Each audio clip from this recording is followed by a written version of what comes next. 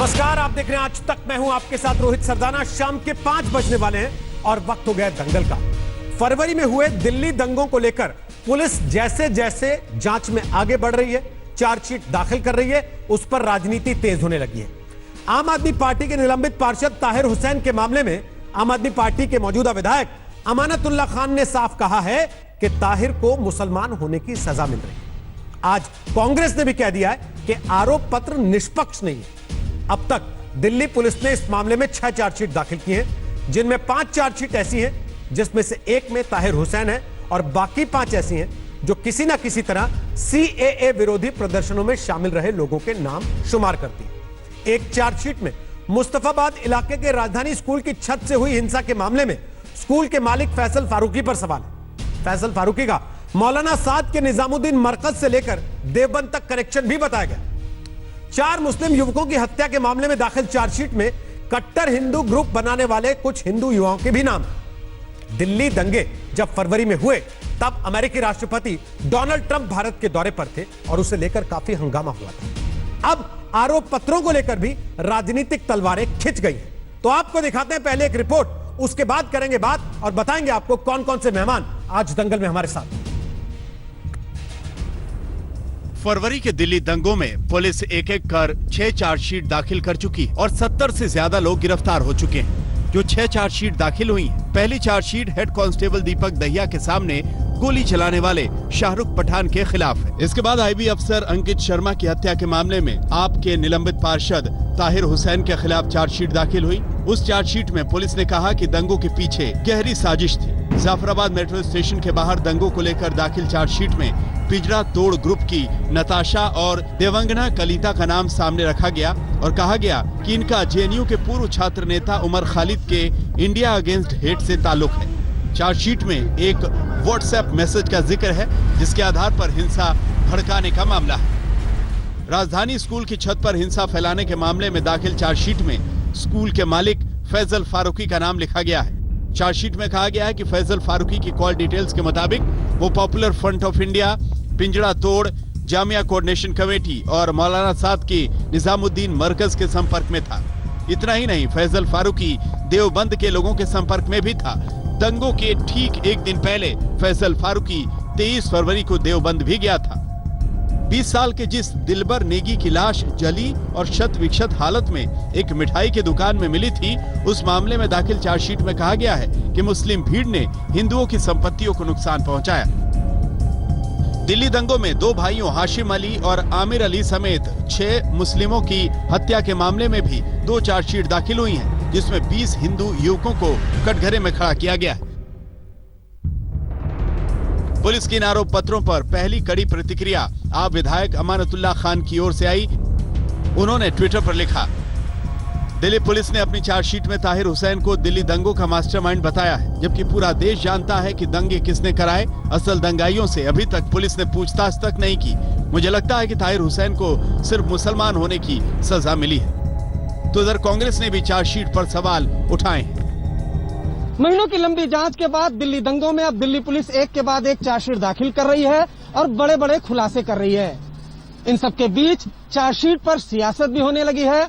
आम आदमी पार्टी के विधायक अमानतुल्लाह खान ने आरोप लगाया है कि सिर्फ मुसलमान होने पर ताहिर हुसैन को फंसाया जा रहा है, तो दूसरी तरफ बीजेपी के कई नेताओं ने अमानतुल्लाह खान पर हमला बोलना शुरू कर दिया है। दिल्ली दंगों की जांच पर राजनीति है, तो इस बीच दंगों के सिलसिले में गिरफ्तार जामिया कोऑर्डिनेशन कमेटी के सफूरा जरगर की जमानत के मामले में कोर्ट ने कहा है कि अगर आप चिंगारी से खेलेंगे तो हवा को दोष नहीं दे सकते। दिल्ली से अरविंद ओझा के साथ आज तक ब्यूरो।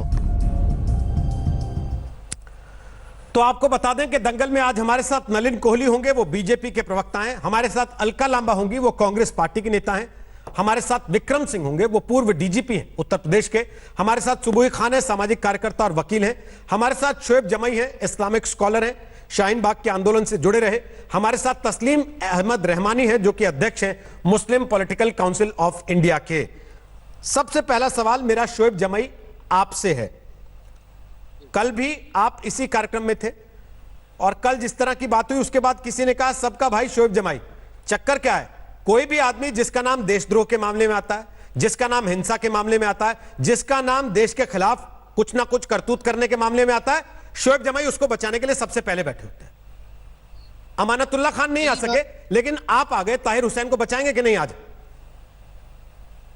मैं बिल्कुल ताहिर हुसैन को बचाने के लिए यहाँ नहीं आया हूँ। मेरा भाई कौन है? मेरा भाई अंकित शर्मा है।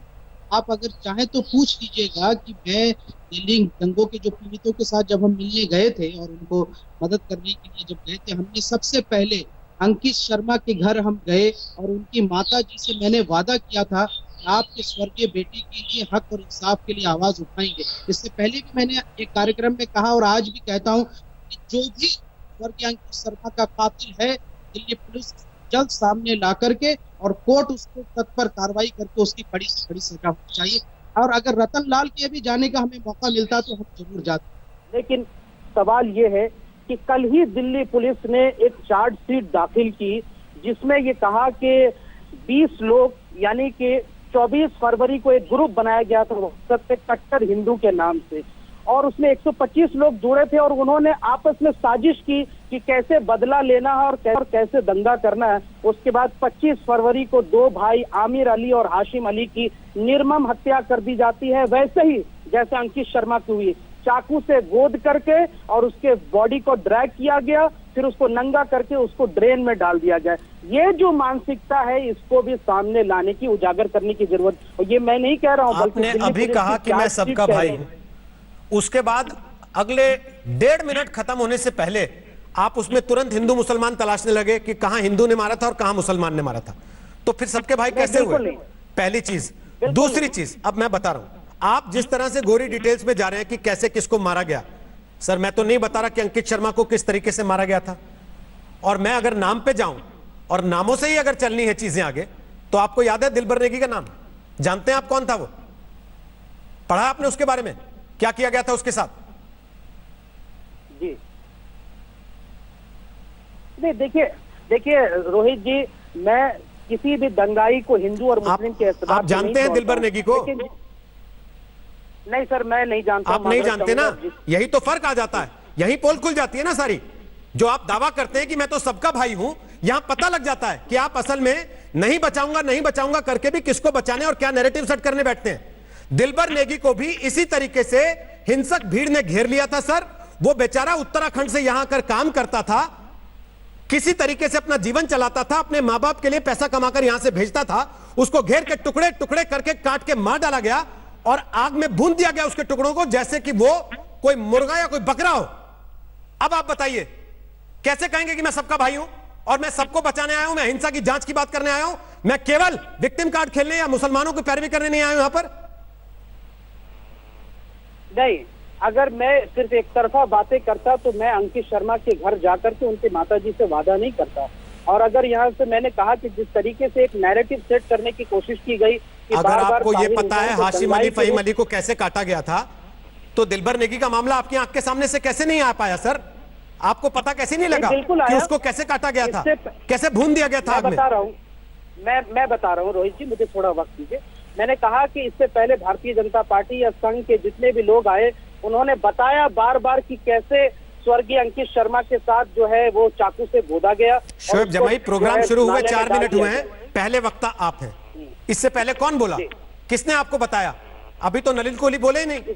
इससे पहले कई कार्यक्रमों में वो सारी चीजें नैरेटिव सेट की गई जिसमें दिखाया गया कि सिर्फ ताहिर हुसैन ही दंगाई है और पीड़ित जो है वो अंकित शर्मा है। बल्कि आप अगर पूरे दंगे के जो चार्जशीट है या फिर गिरफ्तारियां हुई उसमें आप देखेंगे कि दोनों तरफ से नुकसान हुए। हालांकि दुकानों का और मकानों का जो 95% जो है वो एक समुदाय का नुकसान हुआ। मैं ये नहीं कह रहा हूँ कि यहाँ से कि आप दोनों तरफ एक तरफा कार्रवाई कर रहे हैं, बल्कि हम ये कह रहे हैं कि अगर UAPA आप लगाते हैं दंगों के साजिश में ये सपूरा जारगर और मीरान हैदर और इससे, तो आप बताइए कि जो 125 लोग जो साजिश कर रहे थे व्हाट्सएप ग्रुप कट्टर हिंदू के नाम से, और उन्होंने 2 लोगों की हत्या की साजिश करके, सरवरी खातून की भी हत्या हुई, क्या उन पे UAPA नहीं लगना चाहिए? ये मेरा सवाल सरकार से है और मैं चाहता हूं कि नलिन कोहली जी आपका सवाल मैं 100% अभी पूछ दूंगा नलिन कोहली से, लेकिन उसके पहले मेरा सवाल एक, जो आपने शुरू में कह दिया कि नहीं मैं ऐसा नहीं कर रहा हूं, लेकिन आपकी पूरी तकरीर से लगा कि आप ताहिर हुसैन की ही पैरवी करने के लिए बैठे। आप क्लीन चिट दे रहे हैं ताहिर हुसैन को? भाई, आप आपको कैसे लगता है कि मैं ताहिर हुसैन की पैरवी कर रहा हूँ? आपकी मैं क्या बातों से ताहिर हुसैन को बचा रहा हूँ? आपकी क्यों बातों से बचाऊंगा मैं? आपने जो खुद कहा दंगाई है, कि तो अंकित दंगाई शर्मा है। का मामला उठा के ताहिर हुसैन के खिलाफ एक नैरेटिव सेट किया गया, यानी कि आपको यह लगता है कि ताहिर हुसैन को फंसाया जा रहा है।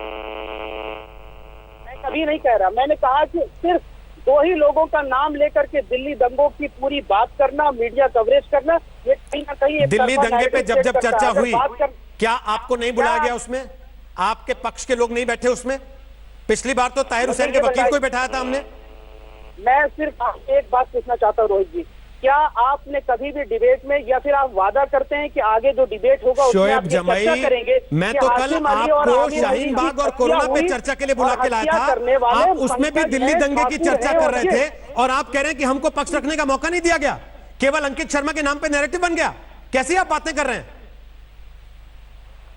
देखिए, मुझे जो अपनी बात कहनी थी हमने कहा, और आप अगर कहते हैं कि ये सांप्रदायिकता की बात करते हैं तो मैं आपको आज कहता हूं कि मेरे लिए हिंदू से अच्छा दोस्त यानी शोएब जमाई के लिए हिंदू से अच्छा दोस्त और हिंदुस्तान से अच्छा मुल्क नहीं हो सकता। इस देश का समझदार हिंदू, सेकुलर हिंदू, समझदार मुसलमान, मजदूर, ये सब मिल करके इस देश की गंगा जमनी तहजीब को बचाएंगे और आने वाले वक्त में ये जो भाजपा की सरकार सर, और ये बात आप जो कह रहे हैं, मैं खबर खोदने का काम इस करेंगे। बात का यकीन मैं दिलबर नेगी के मां बाप को कैसे दिलाऊं जिन्होंने अपना जवान बच्चा खो दिया, जिसको एक भीड़ ने मार डाला, टुकड़े टुकड़े करके तंदूर की आग में भून दिया। सर, उनको मैं कैसे यकीन दिलाऊं इस गंगा जमनी तहजीब का? वापस आऊंगा, आपका सवाल भी उठाऊंगा, अभी नलिन कोहली से पूछूंगा। उसके पहले सुबुह खान आपको लेकर आ रहा हूं चर्चा में, जो ये बात कह रहे हैं कि नहीं हम तो ताहिर हुसैन को बचा नहीं रहे। अमानतुल्लाह खान ने साफ तौर पर लिखा है कि ताहिर हुसैन को मुसलमान होने की सजा मिल रही है। जब हिंसा हो रही होती है तो कहा जाता है कि नहीं साहब, कोई हिंदू नहीं है, कोई मुसलमान नहीं है, बेचारा इंसान है जो मर रहा है। लेकिन जैसे ही चार्जशीट फाइल होती है उसमें तुरंत मुसलमान ढूंढ लिया जाता है, क्यों? जी रोहित जी, देखिए, बहुत सीरियस डिस्कशन है और हम लोगों को बहुत जिम्मेदार नागरिक की तरह बहुत अपनी रिस्पॉन्सिबिलिटी का एहसास करते हुए इस पर बात करनी चाहिए। चार्जशीट उन लोगों के खिलाफ पुलिस ने फाइल करी है जो कि उनको प्राइमा फेसी, जिनके अगेंस्ट कुछ ना कुछ फॉरेंसिक या इलेक्ट्रॉनिक प्रूफ मिले हैं, चाहे वो हिंदू हो चाहे वो मुसलमान हो। कत्ल चाहे दंगे में आमिर अली का और हाशिम अली का हुआ हो या अंकित शर्मा का हुआ हो, हम दोनों में ही इक्वली दुखी हैं, हम दोनों को ही इक्वली कंडेम करते हैं, क्योंकि ये हमारी आंखें खोलने वाली बातें रोहित जी की आजाद भारत के बाद दिल्ली में पहली बार हम लोगों ने इतना बड़ा दंगा देखा। जो और ज्यादा सीरियस बात है इस बारे में सोचने वाली, वो ये है कि जिन लोगों के नाम आ रहे हैं वो पावर में हैं, दिल्ली के सरपरस्त हैं वो लोग।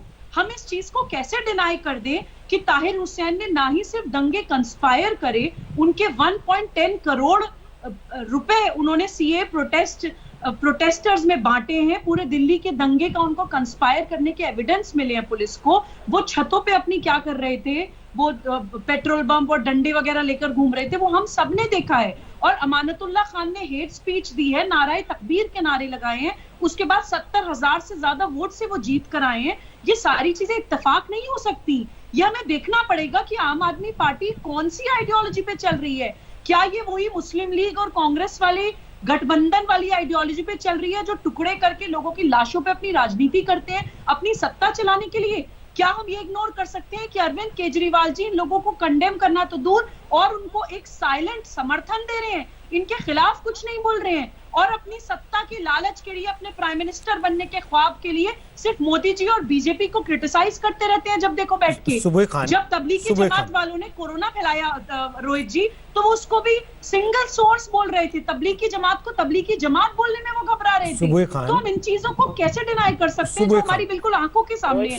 कोरोना का मामला अलग है। देखिए, कल मैंने इनको रोका कि कोरोना की बहस में आप दिल्ली दंगा मत लेकर आइए, आज आपको रोक रहा हूं कि दिल्ली दंगे की बहस में आप कोरोना को मत लेकर आइए। मैं एक सवाल आपसे पूछ रहा हूं, आप तो वकील हैं, आप तो वकील हैं ना? अगर मेरी जानकारी सही है, आप वकील हैं सुबुह खान?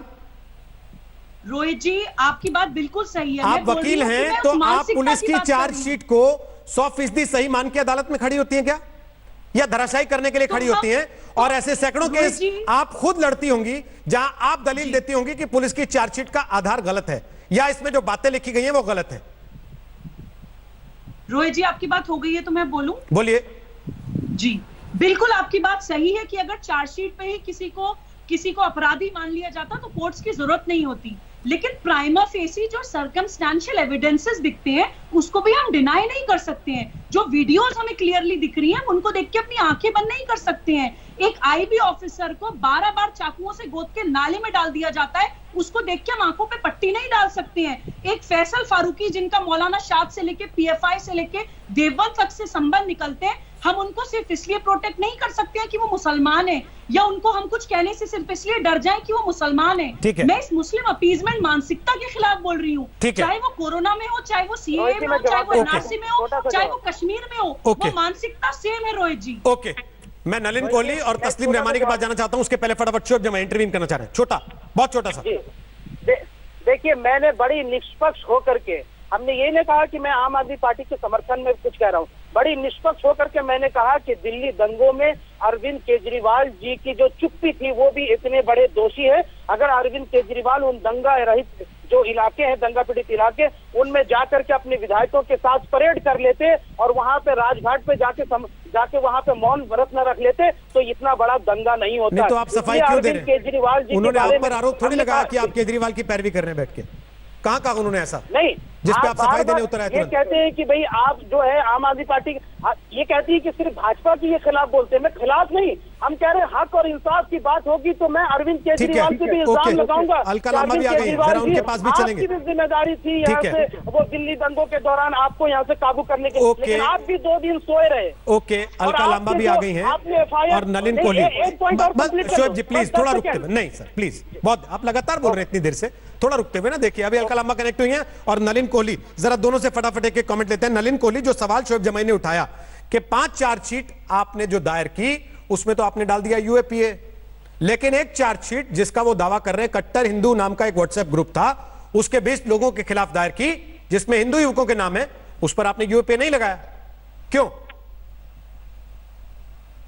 इसका जवाब मैं तो डायरेक्टली दे नहीं सकता क्योंकि मैं दिल्ली पुलिस नहीं हूं और मैंने इन्वेस्टिगेशन किया नहीं है, लेकिन इसका एक तात्पर्य जरूर निकल सकता है कि यूएपीए वो लगाया जाता है वहां पर जहां एक सिंगल क्राइम से हटके वाइडर इशू है।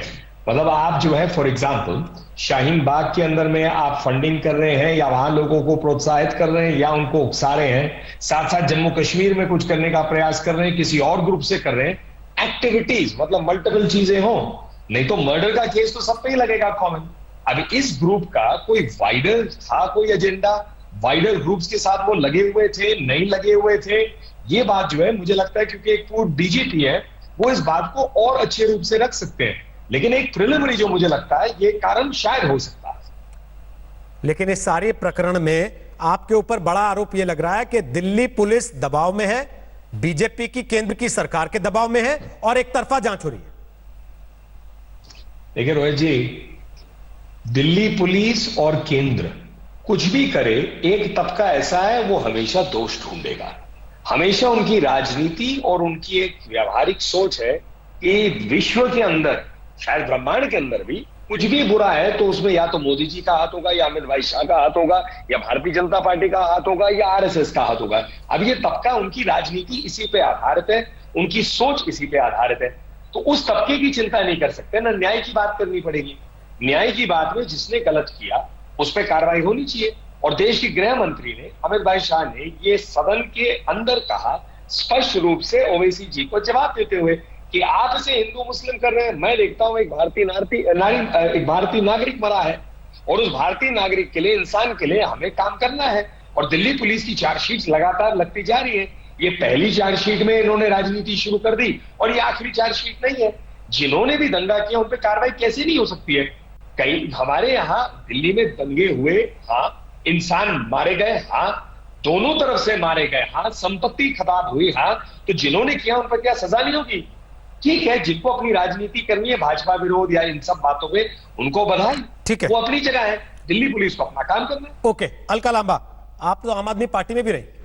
अमानतुल्लाह खान अब ये कह रहे हैं कि ताहिर हुसैन को मुसलमान होने की सजा मिल रही है, आप सहमत हैं इससे? ताहिर हुसैन, देखिए मैंने अरविंद केजरीवाल जी के साथ उनकी पार्टी सरकार में काम किया है, उनको मैं बहुत बेहतरी से जानती हूँ। ताहिर हुसैन को अलका जी संपर्क कट गया है, अलका लांबा से संपर्क कट गया है, वापस कनेक्ट करने की कोशिश करते हैं स्काइप के जरिए। अलका लांबा हमारे साथ कनेक्ट है।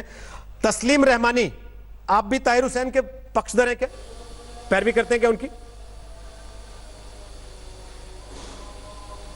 नहीं, मैं किसी का भी पक्षधर नहीं हूँ। मेरे लिए ज़रूरी है कि मैं भारत का पक्षधर रहूँ और दंगों का मुखालिफ रहूँ। बदकिस्मती से देश में जो दंगे होते हैं उनको, जिन्हें कम्युनल राइट कहते हैं, वो पॉलिटिकल राइट होते हैं। ये मैंने पहले भी कहा है और आज फिर साबित हुआ ये इन चार्जशीट के बाद जो रिएक्शंस आए उससे साबित हुआ कि ये पॉलिटिकल राइट है। और ये पहले से अंदाजा था कि ये पॉलिटिकल राइट है। जो एक बात जो सब लोग कह रहे हैं, मैं उसकी तायीद करता हूँ कि ये पूरे तौर पर प्लान्ड थे तमाम के दिल्ली के राइट, बगैर कॉन्स्पिरेसी के वो हो ही नहीं सकता।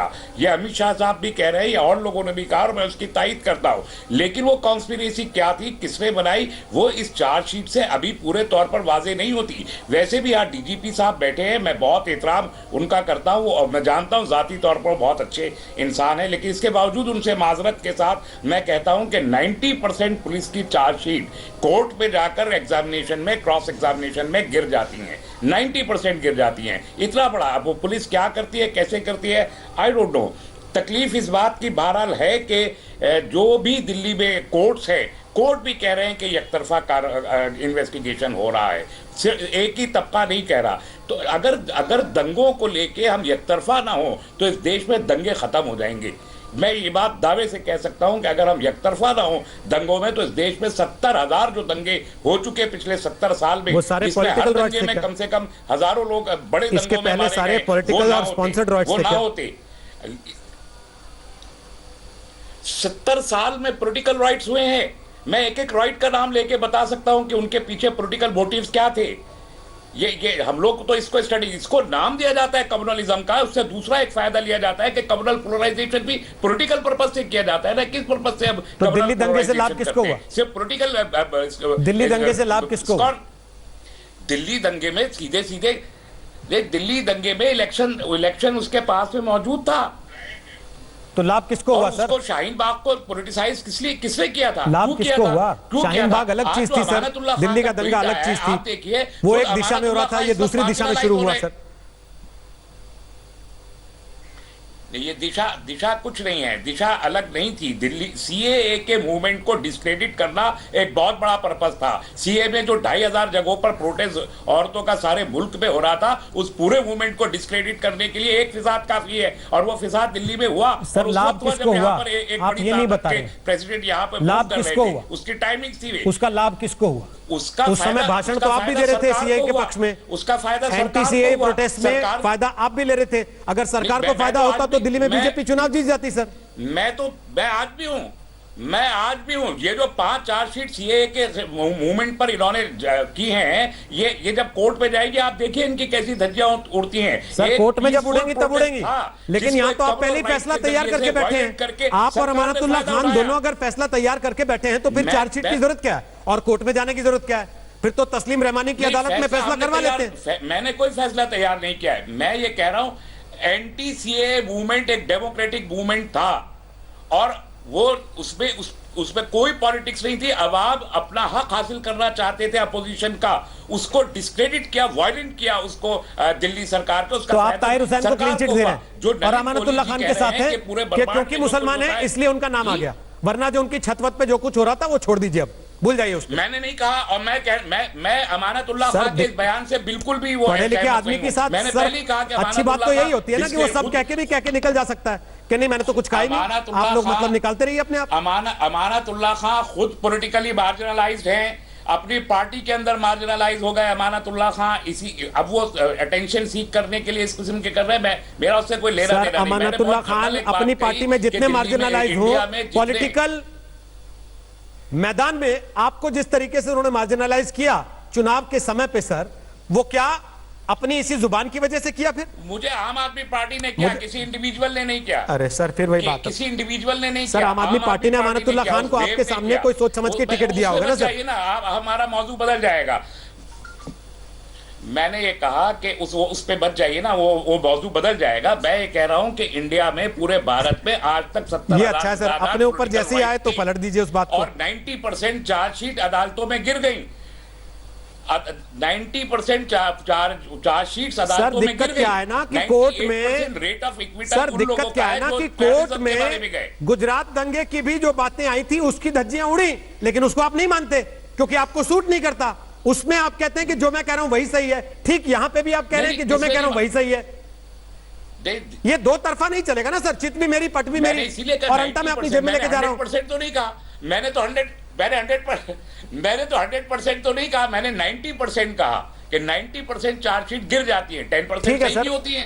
कोई नहीं सर, इससे किसको इनकार आप फैसला दे सकते हैं सर, मैं फैसला देने के लिए बैठा नहीं, जनता तय करती है, जनता अपने आप तय कर लेगी कि आप इधर हैं कि उधर हैं, या जो बात मैंने कही वो आप करना चाहते हैं कि चित भी अपनी रखें और पट भी अपनी रखें। मैं तो उन ऑब्जर्वेशन नहीं ठीक है सर, अगर समझना चाहिए जनता अगर इससे ये तय कर लेती है, किसी पॉलिटिकल पार्टी को फायदा होता है। नहीं सर, जनता अगर इससे ये तय कर लेती है कि कुछ लोगों ने तय कर रखा है कि उन्हें विक्टिम कार्ड प्ले करना है हर स्थिति में, वो वही कर रहे हैं। अब भी अमानतुल्लाह खान की बातों से वही लग रहा है सीधे। विक्टिम तो भारत बनता है सर, विक्टिम तो भारत बनता है, विक्टिम हिंदू मुसलमान नहीं बनते, विक्टिम भारत है, लेकिन विक्टिम कार्ड खेल के उसका लाभ कौन लेता है वो सबको पता लग रहा है ना। विक्रम सिंह साहब जल्दी से आपके पास आ रहा हूं, फिर अलका लांबा फोन पर जुड़ रही है क्योंकि स्काइप में दिक्कत आ रही है। 80% हिंदुओं को डरा के रखती है इसी किस्म की हरकतों से। सर प्लीज अभी आता हूं वापस, उसके बाद वापस फिर बात कर लेंगे ना इस पे। विक्रम सिंह साहब बोलिए, वो कह रहे हैं 90% चार्जशीट तो अदालत में गलत साबित हो जाती है, धज्जियां उड़ जाती हैं उनकी, कुछ नहीं होता उससे, इसमें भी हो जाएगा। रोहित जी, गलत नहीं साबित होती है, निहित स्वार्थ पक्षद्रोह यानी गवाहों को हॉस्टाइल करते हैं, जो तफ्तीश करने वाले अफसरान हैं उनके तबादले हो जाते हैं, और केस में इतना विलंब कर दिया जाता है कि कालांतर में लोग अपनी गवाही देने से चूकने लगते हैं। इसलिए नहीं होता कि केसेस गलत होते थे, बल्कि एन केन प्रकारेण उसमें इस तरीके के तथ्य डाल दिए जाते हैं कि लोग उसमें भ्रम में पड़ करके विटनेसेस को विन ओवर कर लेना, जो हमारा एविडेंस है उसके साथ छेड़छाड़ कर देना। इसलिए हमारी अक्सर 90% तो नहीं, मैं तो आज भी कहूंगा राइट केसेस में जो अकाट्य साक्ष्य आपके सामने आया है, वीडियो फुटेजेस हैं, कारतूस है, पिस्तौल है, और जो गुलेल और जो पेट्रोल बॉम्ब्स हैं, इसको कोई नकार नहीं सकता है। और इसके अलावा मान लीजिए 1-2 धाराओं में आदमी दोषमुक्त हो जाए, 109, 114, 147, 148, 149, 186, 353, 395, 427, 435, 436, 452, 454, 153, 505, 204, और इसके अलावा आर्म्स एक्ट, हमें तो लगता है कि 1/3 आईपीसी की तो धारा इसमें है। इसके अलावा यूएपीए, और मेरा परामर्श होगा कि यूएपीए और रासुका के अंतर्गत और मकोका के अंतर्गत भी कार्रवाई करें, क्योंकि अगर ये फौरी कार्रवाई हो जाती है एक कड़ा संदेश जाएगा। हमारे राजनीतिक मित्रों की बहुत अच्छी आदत है, जो मैं सीखना चाहूंगा कि किसी भी स्थिति में हिंदू मुस्लिम के जो समीकरण होते हैं उसको जरूर पकड़, और हर चीज में हमारी कानून की किताब में कहीं हिंदू मुस्लिम नहीं दिया है, हमारे किसी प्रोसीजर में कहीं हिंदू मुस्लिम नहीं दिया है, लेकिन जब राजनीतिक मित्र आते हैं तो उसको 2 डिनोमिनेटर्स बांट देते हैं, हिंदू और मुस्लिम। और हिंदू मुस्लिम होने के बाद उसमें इस तरीके के जो पैशन का उसमें इंजेक्शन दिया जाता है, और यह कह देना कि इनके ऊपर यूएपीए लगा ही नहीं लगा, तो अस्पताल में मरीज जाता, किसी को ग्लूकोज चढ़ रहा है, किसी को च्यवनप्राश दिया जा रहा है, किसी को लाल दवा, ये तो नहीं कह सकते कि मनमाफिक, जैसा होगा देवता वैसा होगा पूजन। ये कोई जरूरी नहीं है कि हर चीज की दवा जो एक आदमी को मिल रही है सुल्ताना और मान सिंह को, वो जेब कतरे को भी मिलेगी। जो जेब कतरे की दवा है वो सुल्ताना और मान सिंह की नहीं है, और जो सुल्ताना मान सिंह की है वो जेब कतरे की नहीं है। तो आपने काफी आसान करने की कोशिश की है उस चीज को, लेकिन मलियाना और दिक्कत क्या है कि शोएब जमई को आवाज जा नहीं रही है। मलियाना हाशिमपुरा याद होगा, आज 40 साल हो गए, 40 साल हो गए मलियाना हाशिमपुरा को। मुरादाबाद भी आपको याद होगा, आप उस वक्त यूपी में आप पोस्टेड थे, अच्छी तरीके से आपको मालूम है क्या हुआ? वो बदनुमा धब्बा है पुलिस की वर्दी पे। रहमानी साहब मुझे कहने के, मलियाना हाशिमपुर बदनुमा धब्बा है पुलिस की वर्दी के ऊपर, और मैं बहुत शर्मिंदा हूं इन 3 घटनाओं को लेके। उनके एक्विटल क्यों हुआ ये चीज विचारनी, और आप ऐसे बुद्धिजीवियों से ये उम्मीद की जाती है कि अगर जहां एक्विटल हुआ है वहां पे रिव्यू पिटीशन डाल करके दोबारा पुनर्विचार पुनर्विवेचना करवाएं।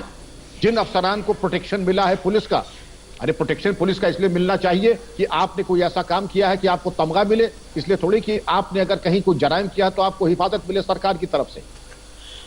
तस्लीम रहमानी, उन्होंने तो पुलिस की गलती पे माफी मांग ली, लेकिन आप क्या उन तमाम लोगों की हरकतों पे कभी माफी मांगते हैं जो ये सब चीजें करके भी? मैं उनकी बहुत इज्जत करता हूं। नहीं सर, वो भी आपकी इज्जत करते हैं, हम भी आपकी इज्जत करते हैं, इसलिए आपको बुलाते हैं आइडेंटिटी पर। लेकिन ये एक्सपेक्ट भी करते हैं आपसे कि अगर आपने उनकी गलती पे इशारा किया, उन्होंने शर्मिंदगी जाहिर की, माफी मांगी, लेकिन आप केवल पैरवी करेंगे, कभी आप शर्मिंदगी जाहिर नहीं करेंगे, ये कहकर निकल जाएंगे कि कभी तो अदालत ने साबित ही नहीं हो पाया। बिल्कुल नहीं। मैं देखिए, मैं राइट के लिए मैं हमेशा शर्मिंदा हूं, कहीं भी राइट हो, किसी भी सूरत में हो, चाहे वो सिखों का राइट हो, चाहे वो मुसलमानों का हो, चाहे वो ईसाइयों के खिलाफ हो, भारत के खिलाफ है, लेकिन मैं अपने डेमोक्रेटिक राइट नहीं छोड़ूंगा। ये तय है। सीए अगर मुझे ठीक नहीं लगता कि सीए आया या एनआरसी आ रहा तो तस्लीम रहमानी, सीएए का विरोध करने से किसी ने आपको रोका नहीं था। अगर आपको अच्छे से याद हो तो आप टीवी पर भी बैठ रहे थे हर रोज, तो विरोध में ही बोल रहे थे ना, पक्ष में नहीं बोल रहे थे। लेकिन क्या इसका मतलब यह है कि जाफराबाद में सड़कें रोक ली जाएं? क्या इसका मतलब यह है कि वहां रहने वाले लोगों को मैसेज किए जाएं, उनको बताया जाए कि अपने घर में तेजाब रेडी रखना, अपने घर में पत्थर रेडी रखना, अपने घर लोहे के दरवाजों में करंट छोड़ने की व्यवस्था करके रखना? क्या इसके लिए आप क्लीन चिट दे देंगे? बैठ के कहा था कि जाफराबाद में औरतें कैसे बैठी, मैंने खुद कहा था कि जाफराबाद में वो भी पुलिस की गलती थी औरतें कैसे बैठी, इसलिए जांच का विषय है। वो भी पुलिस की गलती थी शरारत यही है, यहीं से हुई है। वो भी पुलिस की गलती थी सर, वो भी पुलिस की गलती थी। खुद कहा था कि वो जांच होनी चाहिए और शाहीन बाग में लोग बैठ गए 3 महीने बैठे रहे, वो भी पुलिस की गलती थी। बैठी थी, उसकी कोई जरूरत नहीं थी। नहीं सर, सब कुछ तो पुलिस की गलती थी, करने वाले तो बिल्कुल पाक साफ थे। पुलिस की गलती थी, उन्होंने रोका नहीं। पुलिस की गलती थी वो ताहिर हुसैन की छत पे सामान इकट्ठा होने दी। पुलिस की गलती थी वहां से लोगों को अंकित शर्मा को बुलाने दिया। पुलिस की गलती थी कि उसको काट कर नाले में फेंक देने दिया। शाहीन बाग में जो मेडिएटर्स भेजे थे उनकी रिपोर्ट पढ़ लीजिए रोहित जी, उनकी रिपोर्ट पढ़ लीजिए। जो मेडिएटर्स गए थे सुप्रीम कोर्ट ने भेजे थे शाहीन बाग में, उनकी प्लीज रिपोर्ट पढ़ लीजिए आप। नहीं, हल्का लंबा आ गई है, जरा एक सवाल मैं उनसे ले लेता हूं। आप बोलना चाहते हैं शोएब जमी, मैं जानता हूं, लेकिन उसके पहले एक सवाल हल्का लंबा और नलिन कोहली से लूंगा, फिर आपके पास आऊंगा। हल्का जी, बार बार कनेक्शन कट रहा है आम आदमी पार्टी से भी, हालांकि आपका कनेक्शन अब पूरी तरह कट चुका है, लेकिन ताहिर हुसैन को लेकर जो बातें अमानतुल्लाह खान कह रहे हैं, क्या आपको लगता है कि ताहिर हुसैन को मुसलमान होने की सजा मिल रही है जो अमानतुल्लाह बताना चाह रहे हैं? देखिए, अरविंद केजरीवाल जी की सरकार और पार्टी में 6 साल रही हूँ, बहुत बेहतर से उन्हें जानती हूँ। ताहिर हुसैन को तो बलि का बकरा अरविंद केजरीवाल जी द्वारा खुद ही बनाया गया है। मैं आपको साफ कह रही हूँ, उनकी 2 भूमिकाएं हैं। क्या वो दोनों भूमिकाएं निभा रहे हैं अरविंद केजरीवाल जी, एक पार्टी के कन्वीनर होने के नाते और दिल्ली के मुख्यमंत्री होने के नाते? आपने कहा था कितने लाखों कैमरे चुनाव से पहले लगा दिए, वो कैमरों की सच्चाई आखिर गायब कहाँ हो गई?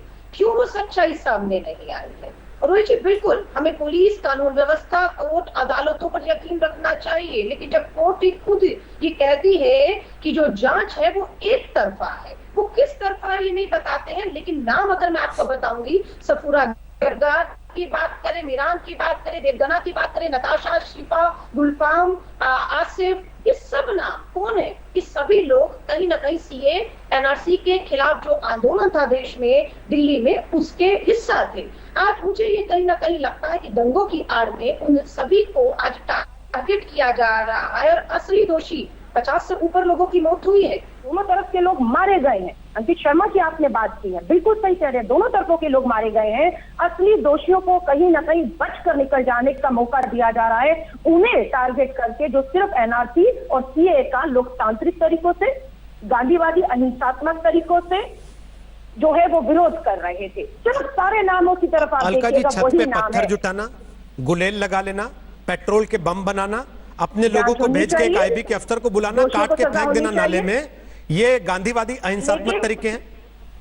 नहीं, जांच होनी चाहिए, दोषियों को सजा कानून के तौर तरीकों पर आपने अभी जितने सारे नाम लिए, उनमें से जिनको आप क्लीन चिट मानती हैं अपनी तरफ से, जांच एक अलग विषय। शाहीन बाग में बैठे थे, विधायक रही मैं जामा मस्जिद इलाके से, चांदी चौक से, वहां पर भी आंदोलन हुए, एक हिंसा नहीं हुई जामा मस्जिद में। दिल्ली गेट पर आकर जो हुआ वो हुआ होगा, लेकिन जो शाहीन बाग था वहां पर भी जब तक आंदोलन रहा, मुझे पता नहीं आप सुन पा रही थी कि नहीं, क्योंकि आपका फोन बार बार कट गया था, कनेक्शन कट रहा था बीच में। जो बातें विक्रम सिंह जी ने कही, पता नहीं आप सुन पाए कि नहीं। उन्होंने कहा कि जिसका जैसा कर्म होगा उसको वैसी सजा मिलेगी ना। अब सबके ऊपर यूएपीए क्यों लगा दें? जांच हो रही है, जिस जिसके खिलाफ जो जो चीजें मिल रही हैं उस हिसाब से उसके ऊपर धाराएं लग रही हैं। तो फिर ये कहना कि शाहीन बाग में तो शांतिपूर्ण था, जाफराबाद वालों के ऊपर अपने इतने चार्ज क्यों लगा दिए? ये तो बड़ी अजीब सी बात है ना। दिल्ली दंगे, देखिए, भाजपा का एक नेता कपिल मिश्रा पुलिस की उपस्थिति में जाफराबाद जाकर ये कहता है कि डोनाल्ड ट्रंप जाने का इंतजार है, अगर पुलिस आपको नहीं उठाएगी तो हम उठाएंगे। ये कौन लोग होते हैं? ये कौन लोग होते हैं? पुलिस क्यों इस नाकाम हो गई? अगर उठाना ही था, अगर अलोकतांत्रिक तरीकों से, अहिंसात्मक तरीकों से शाहीन बाग का प्रोटेस्ट चल रहा था, तो पुलिस क्यों उठाने में नाकामयाब रही? क्यों दिल्ली की केजरीवाल सरकार खामोश रही? क्यों अपने विधायक अमानतुल्लाह का समर्थन उन्हें वहां पर देती रही? तो भले ही केजरीवाल ने ताहिर हुसैन को पार्टी से सस्पेंड करने में 1 मिनट ना लगाया हो, कांग्रेस ताहिर हुसैन को क्लीन चिट दे रही है आज। नहीं, बिल्कुल क्लीन चिट हम किसी को नहीं दे रहे। कांग्रेस के अध्यक्ष ने, मैं वही कह रही हूँ, पार्टी के तौर पर केजरीवाल की पार्टी की क्या जिम्मेदारी थी? सोनिया गांधी जी ने 5 सदस्यीय कमेटी बनाई, उस कमेटी ने लगातार 1 नहीं 3, 4, 5 बार दौरे किए, पीड़ितों से बात की, दोनों तरफ के लोगों से। एक रिपोर्ट होगी, जिस रिपोर्ट को राष्ट्रपति जी कहें, उन्हें भी सोनिया गांधी जी प्रधानमंत्री। अब मामले का फैसला तो अदालत सोनिया गांधी की रिपोर्ट पे नहीं करेगी ना, दिल्ली पुलिस की रिपोर्ट पे करेगी। नहीं करेगी, पर दिल्ली सरकार के मुख्यमंत्री के कैमरों की सच्चाई क्यों नहीं आती है? क्यों दिल्ली सरकार का मुख्यमंत्री अपनी एक पार्टी के दलों की कमेटी बनाकर इसकी जांच अपने स्तर पे भी कराता? गृह मंत्री जी को भी किसी ने आज कुछ 74 पन्नों की पेज की रिपोर्ट सौंपी है। कौन लोग हैं मुझे रिपोर्ट बना के सौंप रहे हैं गृह मंत्रालय को? अलका लांबा जी, जब आपने ये बात कह दी साफ तौर पे कि किसी को बचाने के लिए किसी को बलि का बकरा बनाया जा रहा है, उससे तो ये बात साफ तौर पे पता लगती है ना कि शायद सोनिया गांधी की रिपोर्ट में ताहिर हुसैन को क्लीन चिट है, और आप वो बात कह रही हैं दूसरे शब्दों में। मैं किसी को क्लीन चिट नहीं दे रही, ना कांग्रेस दे रही है। जांच जो वो निष्पक्ष नहीं हो रही, एक तरफा हो रही है। ये तो बड़ा वेग सा स्टेटमेंट है ना कि निष्पक्ष नहीं हो रही है। ये तो बड़ा वेग सा स्टेटमेंट है, कोई भी कह सकता है ये तो राह चलते कि बड़ी निष्पक्ष जांच नहीं हो रही। सर यही बात तो शोएब जमाई भी कह रहे थे अदालतों की तरफ। अलका जी, जब आप आई नहीं थी पहले 5 मिनट में, तो के ऊपर क्या बीतेगी जब उनको लगेगा ये सुनते कि कोर्ट कह रही है एक तरफा। अलका लांबा, जब आप मैं आपकी इस बात से सहमत हूं कि अदालत की टिप्पणी है, लेकिन मैं एक बात कह रहा हूं कि शुरुआत जब आप थी नहीं पहले 5 मिनट, यहां शोएब जमाई ने कहना शुरू किया कि मैं बड़े निष्पक्ष तरीके से अपनी बात रखूंगा। 1.5 मिनट में मैंने उनसे पूछा दिलबर नेगी कौन है, तो उन्हें पता नहीं था, लेकिन आमिर अली और फहीम अली के नाम उन्हें अच्छे से याद थे, तो मैं कैसे मान लूं कि निष्पक्ष है? देखिए रोहित जी, यहाँ पर चैनल पर बैठ के जो आपका प्रवक्ता आए हुए हैं वो क्या कह रहे हैं उस पर टिप्पणी नहीं कर रही। मैं संवैधानिक संस्थाओं की कोर्ट के ऊपर, पुलिस की भूमिका के ऊपर, राजनीतिक दल, गृह मंत्रालय और जिस तरीके से टारगेट किया जा रहा है, निष्पक्षता से जांच होते नहीं दिख रही है, तो ये लोगों का विश्वास इस जांच से उठ रहा है। नहीं तो जांच किससे? फिर कांग्रेस पार्टी के सदस्यों से करा लें, उनके दल से कराएं, क्योंकि जांच तो दिल्ली पुलिस ही करेगी। रोहित जी, ये संभव नहीं है। आप कहेंगे कि कांग्रेस पार्टी के लोग कर लिए, संभव नहीं है। ये आपकी जो मांग है मैं इसको नकारती हूँ। ये जांच मेरी मांग नहीं है, आपकी बातों को सुनने के बाद मुझे ऐसा लगा कि अगर आपको लगा पुलिस पर भरोसा नहीं है, सीबीआई आप लोग पहले ही कह चुके हैं कि साहब बिक चुकी है, ये तो केंद्र सरकार के इशारे पर ही काम करती है, तो पूरी व्यवस्था से उठ ही रहा है। यूं ही सुप्रीम कोर्ट के जजेस आके बारी बारी रिटायरमेंट होने के बाद जब उनके मुंह पे जो जिप लगी है वो खुल जाती है। अब देखिए, अब आपको जज पे भी यकीन नहीं है। अभी आप जज की बात से हवाला दे रही थी कि भाई दिल्ली पुलिस की जांच निष्पक्ष नहीं है, अब आपको जज पे भी विश्वास नहीं है। ये तो पूरे संविधान। अलका जी, दिक्कत ये होती है कि कंफ्यूजन क्रिएट करने में कई बार आदमी जब कन्विंस नहीं कर पाता, कंफ्यूजन क्रिएट करना चाहता है तो खुद भी कंफ्यूज हो जाता है। ऐसा तो नहीं हो रहा कहीं आज? आकर प्रेस वार्ता नहीं की थी क्या? समय समय पर मुख्य न्यायाधीश रिटायर होने के बाद पूरी व्यवस्था, मार्कंडे काटजू जैसे लोग लिखते रहे हैं। अलका जी, मार्कंडे काटजू तो और बहुत कुछ लिखते हैं, थोड़ा पढ़िएगा, आपकी पार्टी के लिए भी कुछ कुछ लिख दिया होगा उन्होंने, और मैं पढ़ के बताऊंगा तो आपको उठ के भागना पड़ जाएगा कि भाई ये क्या कह दिया इन्होंने। उनका बैकग्राउंड तो देखिए, कौन क्या कहता है, कौन है वो कोई सड़क पे चलता हुआ आम आदमी कुछ कह के नहीं निकल रहा। वो संवैधानिक संस्थाओं से जुड़े रहे हैं, वो उनकी कमियों को बखूबी रोहित जी जानते हैं। ये मेरा और आपका इन कमियों को स्वीकार कर अगर सुधारेंगे तो इसमें पूरी व्यवस्था का फायदा ही फायदा होगा। अगर हम उसको नकार देंगे तो इसमें किसी का फायदा नहीं। ठीक है, ये मेरा आपका कोई निजी शास्त्रार्थ नहीं था, क्योंकि आप बहुत देर से कनेक्ट हुई, बीच में काफी समय आपको ये महसूस हुआ होगा कि मुझे मौका नहीं मिला, इसलिए मैं लगातार आपसे एक के बाद एक सवाल करता रहा। नलिन कोहली, जल्दी से, कांग्रेस पार्टी वो ये कह रही है कि साहब एक को बचाने के लिए दूसरे को बलि का बकरा बनाया जा रहा है, लेकिन साथ ही ये भी कह रही है कि नहीं हम ताहिर हुसैन के समर्थक नहीं है, हम उनको बचा नहीं रहे। बोलिए आप फटाफट, आपकी जांच निष्पक्ष नहीं है। उसके बाद शोएब जमाई आपके पास। मैंने पहले भी कहा ये कि ब्रह्मांड के रहस्यों तक जो है कई लोग हमेशा जो है दोष ढूंढेंगे मोदी जी, अमित शाह जी से, भाजपा से और आरएसएस से। लेकिन मैं एक चीज कहना चाहता हूँ रोहित जी, मुझे एक बड़ी गंभीर चिंता है और मैं निष्पक्ष रूप से कहूंगा कि 4 शब्दों का प्रयोग करके देश को तबाह करने के लिए कुछ भी किया जाए, इन शब्दों से ऐसा लगता है कि व्हाइट वॉश हो जाएगा। संविधान की बचत, हम बचाव के लिए खड़े हुए हैं, संविधान की, हम सेक्युलरिज्म के लिए खड़े हुए हैं, हम लोग जो है हम अपनी संवैधानिक अधिकारों के लिए लड़ रहे हैं। सीए में किस संवैधानिक अधिकार है? मैंने रोका नहीं और टोका नहीं। बीच में नहीं बोल रहे थे ना, अच्छा नहीं लगता एक दूसरे के। मैंने बहुत सुना, बहुत शांति से सुना। अब मैं आता एक एक करके, क्या बताइए, सीए में विदेश में जो लोग हैं उनकी नागरिकता की बात हो रही थी, भारतीय नागरिकता की है। विदेश से फंडिंग लेके लोग पैसे बांटते हैं मूवमेंट्स करने के लिए, संस्थाएं जो है उसमें लगते हैं, लोग लगते हैं वो देश के बचाव के लिए। पाकिस्तान के कहीं से पैसे लेकर जब देश का बचाव किया जा रहा है, संविधान की बचाव, कौन से बचाव संविधान का? एक ही बार इसमें देश में ढेस हुआ है और वो हुआ है आपातकाल में। चुप हो जाती है कांग्रेस पार्टी। लेकिन हमेशा वो कहेंगे संविधान की बचाव के लिए, और ये भी ठीक और वो भी ठीक, हम ये भी चाहते पर वो भी नहीं हो सकता, वो चाहते थे पर ये नहीं संभव है। ये क्या भाषा है आपका? आप ताहिर के खिलाफ है या नहीं है? ना पुलिस में आपको विश्वास है, ना आपको जजेस में विश्वास है, ना सरकार में विश्वास है, ना सीबीआई में, तो संविधान में कहां से विश्वास है? ठीक है, कौन से संविधान में विश्वास है?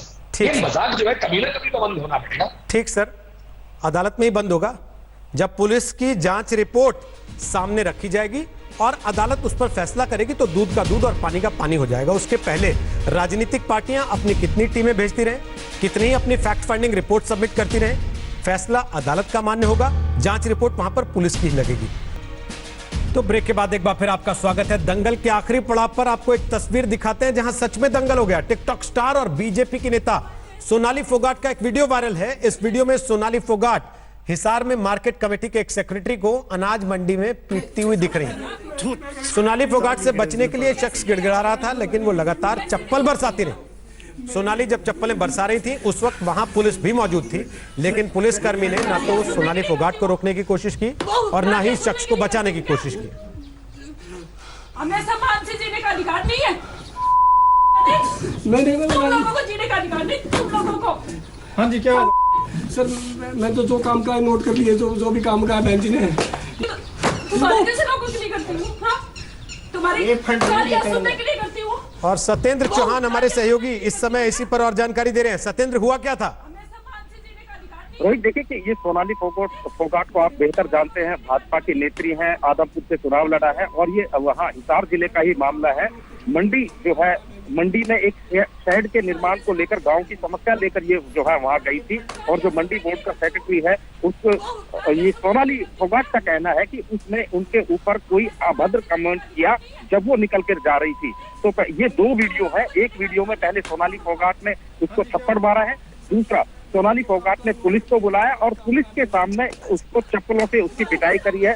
तो कुल मिलाकर अब इस पूरे मामले पर जहां राजनीति शुरू हो गई है, तो दोनों ही पक्षों ने अपनी अपनी शिकायत पुलिस को दे दी है। एक शिकायत सोनाली फोगाट की तरफ से दी गई है, तो दूसरी जो सेक्रेटरी साहब है इन्होंने भी अपनी शिकायत जो है पुलिस को दे दी है। फिलहाल पुलिस इस पूरे मामले की तफ्तीश कर रही है और उसके बाद अब तय होगा कि ये दरअसल शिकायत किसके खिलाफ पुलिस एक्सेप्ट करती है। रोहित, बहुत बहुत शुक्रिया सत्येंद्र, फिलहाल जानकारी देने के लिए। सत्येंद्र चौहान इस बारे में पूरी जानकारी दे रहे थे। महिला का आरोप है कि उन पर अभद्र टिप्पणी की गई थी, लेकिन सवाल यह कि पुलिस साथ में खड़ी हुई थी और उसके बाद भी महिला ने थप्पड़ से और फिर चप्पल से पिटाई की। हाँ जी, क्या सर? मैं तो जो काम का है नोट कर लिए, जो भी काम का है बहन जी ने। तुम्हारे जैसे लोगों के लिए करती हूँ, हाँ? तुम्हारी गालियाँ सुनने के लिए करती हूँ, गालियाँ सुनने के लिए करती हूँ क्या? हमें सम्मान से जीने का अधिकार नहीं है। तुम लोगों को जीने का अधिकार नहीं, तुम लोगों को। हाँ जी, क्या सर? मैं तो जो काम का है नोट कर लिए। नमस्कार, मैं हूं अंजना ओम कश्यप। हमें उम्मीद है ये वीडियो आपको पसंद आया होगा। लेटेस्ट खबरों के लिए यूं ही देखते रहिए आज तक, और इस वीडियो के पसंद आने पर लाइक, शेयर एंड सब्सक्राइब करना ना भूलें।